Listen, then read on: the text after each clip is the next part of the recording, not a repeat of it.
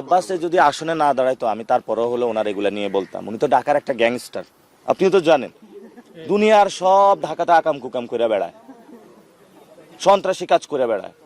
ওনার কারণে তো শাপলা চত্বরে এত ভাই শহীদ হলো। উনি যদি ওই দিন অ্যাটেন্ড করতো তাহলে তো এই ধরনের ঘটনা ঘটতো না। তারেক রহমান তো আসলে কাগজে বাঘ। আপনারা কি মনে করেন তারেক রহমান অনেক কিছু? উনি কেন গণ অভ্যুত্থানের পরে দেশে আসলো না? উনি কার সাথে চুক্তি করে এসেছে? জনগণের সামনে ক্লিয়ার করুক। ওনাকে কে অধিকার দিচ্ছে আওয়ামী লীগের লোকদেরকে পুনর্বাসন করার জন্য? আওয়ামী লীগের যে সজীব ওয়াজেদ জয়, সে রাজনীতি করবে না করবে এটা জনগণ সিদ্ধান্ত নিবে। তাকে কে সিদ্ধান্ত নিতে বলেছে? আচ্ছা, আমার লাস্ট কোশ্চেন সেটা হচ্ছে যে তার ব্যাপারে আপনার কনফিডেন্সের জায়গাটা কোথায়? আওয়ামী লীগ রাজনীতি করতে পারবেন কি? যদি জনগণ সিদ্ধান্ত নেয় তাহলে তো সমস্যা নাই। এমন অবস্থা লেভেল প্লেইং ফিল্ড কেমন দেখছেন? আর এই লেভেল প্লেইং ফিল্ডে নাই, এটা হলো বিএনপি ফিল্ড। আমরা বিএনপি ফিল্ডে খেলতেছি, কতক্ষণ অ্যাটাক হই, মারা পড়ি, আবার উঠি, আবারই দাঁড়াই, কিন্তু তাদের সাথে আমরা যুদ্ধ থামাবো না। কেন? এটা অসম যুদ্ধ।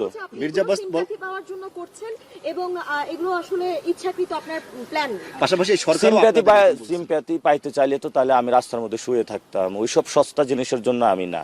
আমি সিম্প্যাথি পাইতে চাইলে অনেক আগে নিতে পারতাম। আমি কাঠ গড় পুড়িয়ে রাজনীতিতে এসেছি, আমি করতেছি।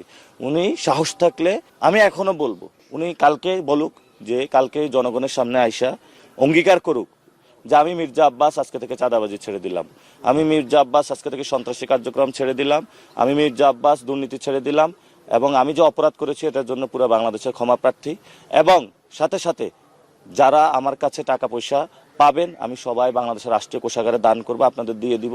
আলহামদুলিল্লাহ, ওনার সাথে তখন বুক মিলাবো। সন্ত্রাস থাকাকালীন, চাঁদাবাজ থাকাকালীন কোনো কম্প্রোমাইজ হবে না।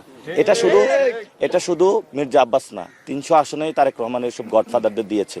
কমিশনার কাইয়ুম কি ভালো লোক? স্বদেশ প্রপার্টিজদের দখল করছে। এই যে সাদেক হোসেনের খোকা, কালকে এক মহিলা আমার কাছে এসে কান্না করতেছে, 7 জন টিচারকে হলো স্কুল থেকে তারা বের করে দিয়েছে। এই যে খোকা পুত্র জমিদার, এই যে কি যেন ওনার নাম, ইশরাক, বেয়াদব একটা ইশরাক। তো এই যে তারা বেয়াদবিগুলো মানুষের সাথে করতেছে। এই যে রবিউল খুনের মামলার আসামি, চারিদিকে তাকায়া দেখি সন্ত্রাস আর সন্ত্রাসে পড়া, কোন জায়গা যায় এসে পড়ছি। এখন আফগানিস্তানে যখন কেউ অ্যাসাইনমেন্টে আসে, সে আইসা দেখে কোন জায়গায় যে পা দিলে মাইন। আমি হলে এই অবস্থায় আছি। শাহজাহানপুরের দিকে যাই, ওইখানে একটা মাইন, ওই মাইন আমার হলো ডিফিউজ করতে হইতেছে। ধানমন্ডির দিকে আরেকটা মাইন, উত্তরার দিকে জাহাঙ্গীরকে লাগায় রাখছে, ঢাকা 20 একজনকে, সবগুলো তো দেখেন গডফাদার সন্ত্রাসী। এখন বলছে উনি প্ল্যান করে আসছে। কি প্ল্যান?